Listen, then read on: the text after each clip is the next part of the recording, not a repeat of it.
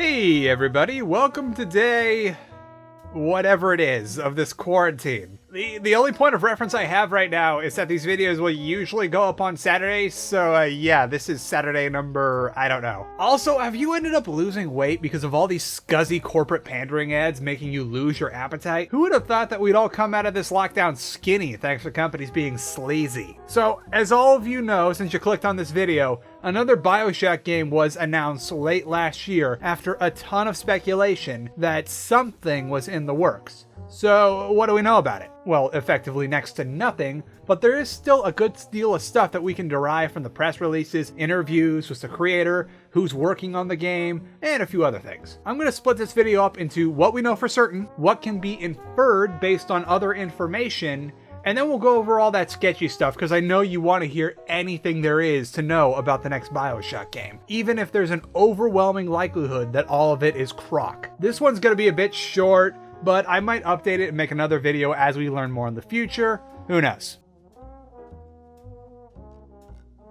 So, what do we know for certain?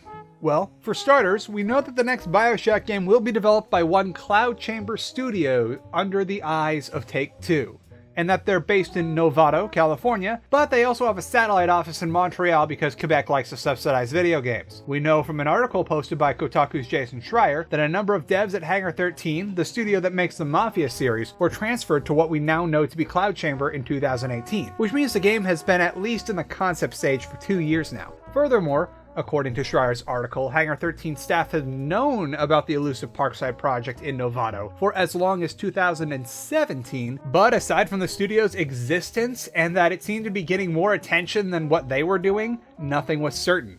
Take-Two announced Cloud Chamber in December of 2019, saying that naughty boys shouldn't scream at the door wanting to get in, only to immediately want to get out, not even 2 minutes after I let them in. They also announced in a press release and in a financial report to their shareholders that Cloud Chamber was going to be working on the next Bioshock title and, in Take-Two's own words, will be in development for the next several years. And if we're being realistic, tack on another year or so thanks to current circumstances, because all these were posted before lockdown, and personally right now, I'm officially calling 2020 the year of the free pass, because everyone gets a year to just hunker down. Now, the question is, who is Cloud Chamber? Well, according to Take-Two, it consists of Bioshock veterans and among others, and according to Schreier's article, it also has a few people from Hangar 13 working there. And as we can see on the Bioshock wiki, they have even conveniently pointed out who had previously worked on Bioshock games that now works in Cloud Chamber. We can also tell who they don't have yet, according to job postings on their website. It seems that while the Novato location is pretty well staffed, the Montreal location is still looking for leads and senior members of their team. It is pretty early in development, and by the looks of things, the main location is well staffed enough and has a functioning team to where development should be going along well now. The head producer is one Kelly Gilmore, formerly of Firaxis. While she was with them for 18 years, she started out as marketing and PR before moving up to being a head of marketing and eventually to being an executive producer on mainline titles. She's had a hand in every Civilization game since 3 and was also part of bringing the XCOM franchise back from the dead. I don't know about you guys, but producing War of the Chosen puts her well into my good books. Overall, Gilmore has an extremely impressive resume that is, at least to me, reassuring that Bioshock is in good hands right now. Now let's talk about things that haven't been explicitly confirmed per se, but there's at least some truth behind them.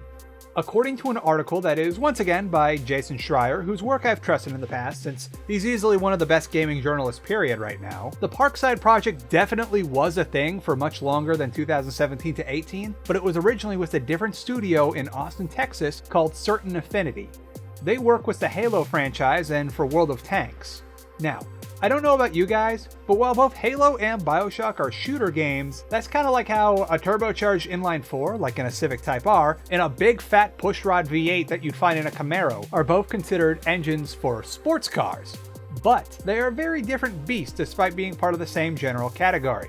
However, this version of the Parkside project was eventually scrapped entirely because they just couldn't make the breakthroughs that they wanted to make, and I personally applaud this as it takes a lot of humility to take a look at something you've been working on for a while and say, yeah, this just isn't it. Now, as far as the latest gaming boogeyman, games as a service is concerned, well yes, there was, emphasis, was a job posting in regards to the Parkside project for someone to develop advanced systems related to open-ended gameplay and games as a service. That posting no longer exists. I don't know about you guys and when you guys last went looking for a job, but I've spent a good bit of time over the last year looking for a job, only to find out that all the so-called entry-level paralegal jobs in Southern California want nothing less than 10 years of experience in a friggin' Juris Doctor. I mention this because across all the job sites I've been using lately, when a job position is filled, the posting simply doesn't go away. It'll have its status changed to something along the lines of,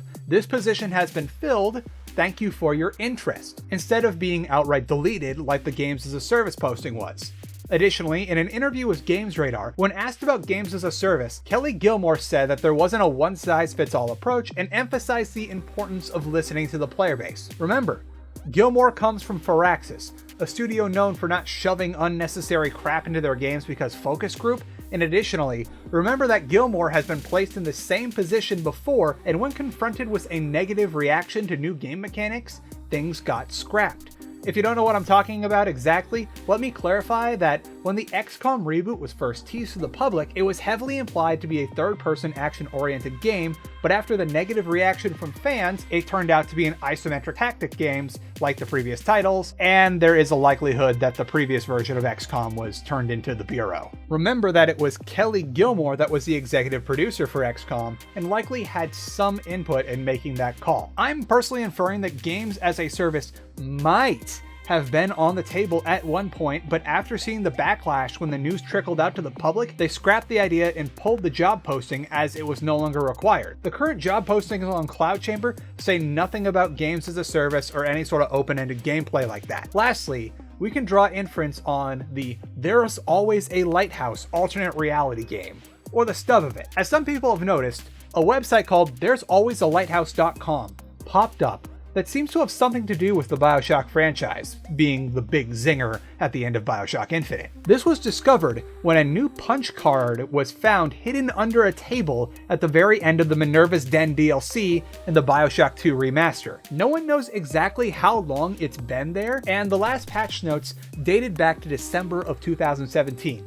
Now, I don't know if you have to put patch notes out if you patch a game, or something like that in the Steam's update system, so it could have been there later than 2017, but this punch card had Morse code on it instead of those little dots, which read out to .com, which leads to the website we previously mentioned. Now, we've established the latest iteration of Parkside Project was around back when the last patch was put in for Bioshock 2 Remastered, but I don't know if it was Blind Squirrel who did it of their own volition, or if they were asked to put it there by someone else. And according to a Reddit detective, Montem, the domain was initially registered on July the 6th, 2016, with July the 6th just so happening to be the date that Colombia seceded from the United States. Additionally, it seems that the site is going to expire on July the 6th, 2020, so maybe something will happen then. As they say in ARGs, we've been rabbit-holed, but so far this rabbit hole doesn't go anywhere yet. The most we've got is that you can download the website's background image as staytuned.jpg, and if you turn the contrast all the way up, you get this funny little outline. And, on someone on Reddit's suggestion, flipping it upside down makes it vaguely resemble a Columbia skyline. But I can't find any particular stills of the game that match up with this outline. I also tried opening the image in various word processing programs, but there's nothing more than just a bunch of jumbled letters, like some idiot accidentally opened a JPEG file with Microsoft Word and Notepad. I can't help but be reminded of the There's Something in the Sea Bioshock 2 ARG, which was an absolute banger of a puzzle. And who knows, maybe the people behind that one will also be behind There's Always a Lighthouse. I also can't help but notice the choice in where they put the secret, and of all the places they could have put it in, they put it in Minerva's Den. Perhaps the Thinker and Charles Milton Porter might have something to do with whatever will happen in the next game. It's worth noting that Porter is so far the only person confirmed to have been treated for and recovered from not only the Big Daddy transformation, but also from Atom sickness too, thanks to retrieving the Thinker. And I guess it's also kind of implied that Jack got treated too at the end of the first game. So this definitely could be something, just whatever it is isn't there yet. Alrighty folks, time to take a quick break to talk about who's not going to be sponsoring this video this week because their product is poorly made, sketchy, or otherwise a thing I would not associate this channel with. This week's anti-sponsor is someone who is very clearly using a mail merge template and an Excel sheet that has my YouTube URL somewhere in it. Because the only unique thing about this pitch email was that the second line of the email said, "We'd like to make a partnership with your channel, my URL." So I went to the site out of morbid curiosity and surprise, surprise, it's a key reseller place. To be specific, one of those places that buys keys wholesale in bulk and then tries to sell them back to you, not the kind where you can sell your own keys. This is the kind of place that would ask me to influence you all to buy keys from their site, and I'd likely get a kickback of a certain percentage of whatever you bought. No percentage is worth trying to tell you guys to go and buy your games at a website that charges $56.50 for a $50 Steam gift card. I reject crappy sponsorships and offers like this one because I choose to instead use Patreon to cover my production costs, such as buying games, my Adobe subscription, and so on. I understand if it's not in the cards right now for you to become a patron of this channel, as I myself have been laid off thanks to the shutdown, and I'm still waiting on them Trump bucks to come through. Don't worry though, I've got savings and ad revenue, so I'll be fine. If you can, I'd love to count you among my patrons at patreon.com/charlatanwonder. Together we can fight off sketchy offers like this one and keep this channel free of crappy mobile games. Now, back to our feature presentation. Now, I know you all want to hear about them, so I may as well address all the sketchy stuff. But before, we're going to politely but firmly remind ourselves that 99.9999% of all leaks posted on image boards are completely fake and trolling. But the Pokemon Instagram accounts are gonna fall for them anyway. However, it's that 1 in a million that actually turns out to be real that keeps us taking the bait. Remember that the setting, the plot details, and the DLC titles of Fallout 4 were leaked years before the Fallout 4 game was even announced? But no one believed it because we all thought that Nuka World was far too stupid to actually be involved in a real Fallout game. Also, pretty much all the major plot details of pretty much every Steven Universe episode, months before they aired, got leaked on Co. Now, the anonymous source that every news blog that doesn't check their sources is referring to when they talk about all these supposed leaks alleges that they got their hands on an internal document at Take-Two that might have been the pitch document for Bioshock 4 or Bioshock 3 as it was called, as the game is supposedly a direct sequel to Bioshock 2. The player character will be a burglar named Lucas living in a 1971 London, which is in turn in a world where the Rapture secret got out and now Adam is everywhere and the hunt for Utopia is on. Too bad no one learned any lessons from Rapture and it's going very badly, especially so in London. Lucas is accused of being directly involved in Rapture's downfall, which is the inciting incident for the game. The leaks also allege that Bridget Tenenbaum, Eleanor Lamb, and the Lutece twins will be making a return. And on a personal note, these three groups of people make sense as Eleanor and Tenenbaum are some of the only people to canonically survive Rapture in every ending possible. And while Columbia was time paradoxed out of existence and the Lutece twins were quote unquote killed, they sort of went beyond death, time, and the restraints of any one universe, so I could see them being the Bioshock equivalent of the G-Man. The leak also alleges that there will be sprawling open worlds to explore, but also linear levels with a focus on story. Plasmids are making a comeback, of course, and now let me remind you again that this is a Chan leak, but I have to admit that all the parts of these line up. The alleged leak was posted in September of 2019, and the earliest I've ever seen anyone mention the mysterious punch card in Minerva's Den is February of 2020.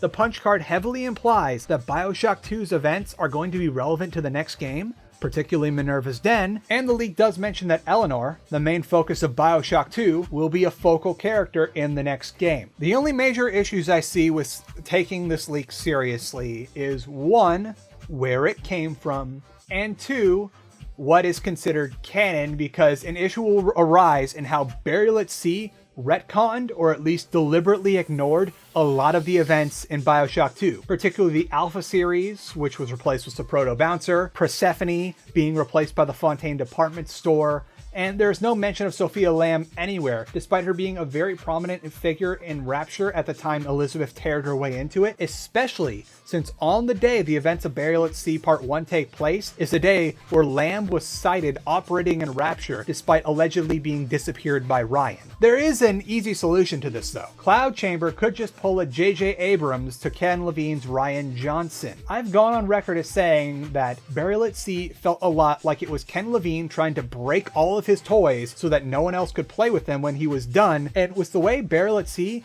disregards the majority of the events of Bioshock 2, which the next game seems like it will be a direct sequel to, I would not be surprised if the next Bioshock game decides to disregard Burial at Sea due to the massive continuity issues that would cause. Again, friendly reminder that we are in the wild speculation portion of this video. Alright, that's gonna do her for today, as there's only so much we can speculate even after including wild unconfirmed rumors and an ARG that hasn't even really started yet, and if we scrape the bottom of this barrel any harder, we're gonna start digging into the ground. Extra special shout out to my $10 patrons Elisa Nera, Chili Moon Buns, Johan Carlson, McFluffers, French Toast, Denegator and Karlski. Those last two are new patrons, so hello and welcome to the gang, Denegator and Karlski. And as always, everyone is welcome to come down to the Discord and say hi, Patreon or not. In the meantime, please stay safe, stay inside, wash your hands, please think of all the poor sods in food service and medical work right now, and enjoy this cat video.